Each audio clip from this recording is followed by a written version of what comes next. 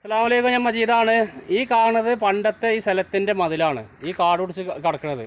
അപ്പോൾ ഈ മതിൽ ഇവിടെ ഇങ്ങനെ നിർത്തിക്കാണ്ട് ഇതുമ്പോൾ തന്നെ പിന്നെ സിമെൻറ്റ് കൊണ്ടുള്ള പരിപാടിയാണ്. അപ്പോൾ അത് നിങ്ങൾക്ക് ഞാൻ ഫുള്ള് കാണിച്ചു തരാം. അപ്പോൾ വീഡിയോസ് ഫുള്ള് കാണും. ഓക്കെ.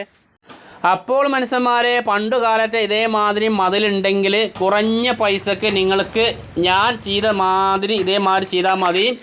പണിയെടുക്കുന്നത് ഞാൻ വീഡിയോസ് എടുത്തിട്ടില്ല, കാരണം ഇവിടെ കൂലിപ്പണി ആയതുകൊണ്ട് പണി കയറിയിട്ടാണ് വീഡിയോസ് എടുത്തിരിക്കുന്നത്.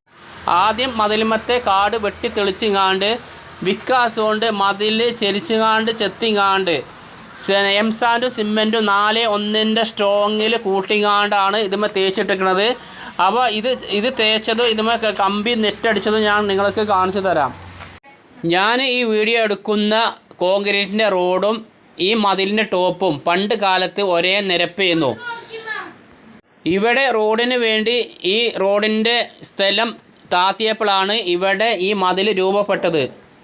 ആദ്യം ഞാൻ നിങ്ങൾക്ക് ഈ മതിലിന്മേ എങ്ങനെയാണ് തേക്കുക, എങ്ങനെയാണ് നെറ്റടിക്കുക എന്ന് ഞാൻ ആദ്യം നിങ്ങൾക്ക് പറഞ്ഞു തരാം.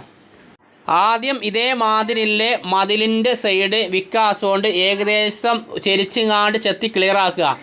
എന്നിട്ട് ഈ മതിലിൻ്റെ പുറത്ത് ആദ്യം ഒന്നാം ഗഡു ആദ്യം തേക്കുക. എന്നുവെച്ചാൽ ഒന്നാം ഗഡു ആദ്യം തേക്കാൻ പറയുന്നത്, തേക്കാതെ ഈ നെറ്റ് അടിച്ച് കഴിഞ്ഞാൽ ഈ നെറ്റ് പോയി പിടിക്കും. അതുകൊണ്ടാണ് ഒന്നാം ഗഡു ആദ്യം തേക്കുക. ഒന്നാം ഗഡു തേച്ച് കഴിഞ്ഞിട്ട് പിന്നെ ഈ കാണുന്ന ഈ നെറ്റ് പിന്നെ ഒന്നാം ഗഡു തേപ്പിൻ്റെ പുറത്ത് ആണി അടിച്ചങ്ങാണ്ട് അതിൽ ഉറപ്പിച്ച് വെച്ച് കഴിഞ്ഞിട്ട് പിന്നെ രണ്ടാം വട്ടം ഈ നെറ്റിൻ്റെ മുകൾ ഭാഗത്തും തന്നെ രണ്ടാം വട്ടം തേച്ചിങ്ങാണ്ട് നല്ല സ്ട്രോങ്ങിൽ 4:1 സ്ട്രോങ്ങിൽ തേച്ചിങ്ങാണ്ട് നല്ല ഇതിൽ സെറ്റാക്കി വെക്കുക. ഈ മതിലിൻ്റെ 2 ഭാഗം ഇതേമാതിരി തേച്ചിട്ട് ഓളോ ബിക്സ് കൊണ്ട് എന്നിട്ട് ഈ മതിലിൻ്റെ 2 ഭാഗം ഈ മതിലിൻ്റെ വീതിക്ക് കെട്ടുക.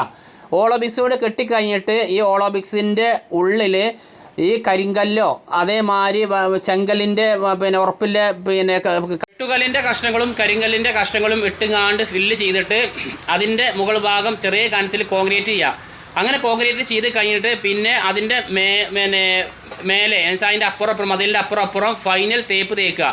ഫൈനൽ തേപ്പ് തേച്ച് കഴിഞ്ഞിട്ട് പിന്നെ നിങ്ങൾ അതിൻ്റെ മേലെ നല്ല പെയിൻ്റ് അടിച്ച് കഴിഞ്ഞാൽ ഒരു 40 കൊല്ലത്തിന് ആ മതിലിന് ഒരു കേടുപാടും ഉണ്ടാവില്ല.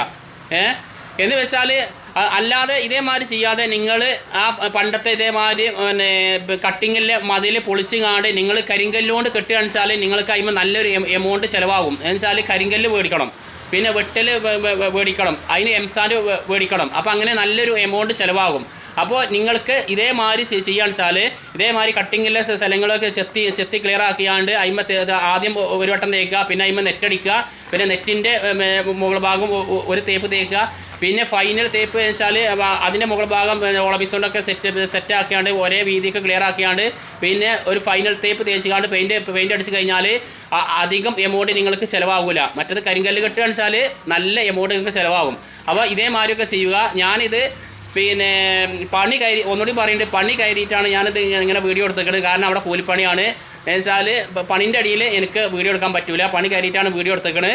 അപ്പോൾ ഇതേമാതിരിയൊക്കെ പിന്നെ നിങ്ങളെ വീട്ടിലത്തെ മതിലൊക്കെ ഉണ്ടെങ്കിൽ ഇതേമാതിരിയൊക്കെ നിങ്ങൾ പണിയെടുത്താൽ മതി. അവിടെ പിന്നെ പടവിനും തേപ്പിനും പോകുന്ന മേസ്തിരിമാരെ വിളിച്ചുകാണ്ട് ഇതേമാതിരി തേപ്പിച്ചാൽ മതി. ഓക്കെ. അപ്പോൾ വീഡിയോസ് ഇഷ്ടപ്പെട്ടെങ്കിൽ നിങ്ങൾ എന്നെ സപ്പോർട്ട് ചെയ്യോണ്ടോ, ലൈക്ക് ചെയ്ത് കാണും, സബ്സ്ക്രൈബ് ചെയ്താണ്ട് സപ്പോർട്ട് ചെയ്യോണ്ടോ. അപ്പോൾ അടുത്ത വീഡിയോസ് കാണാം. എല്ലാവർക്കും എൻ്റെ അസ്സലാമു അലൈക്കും.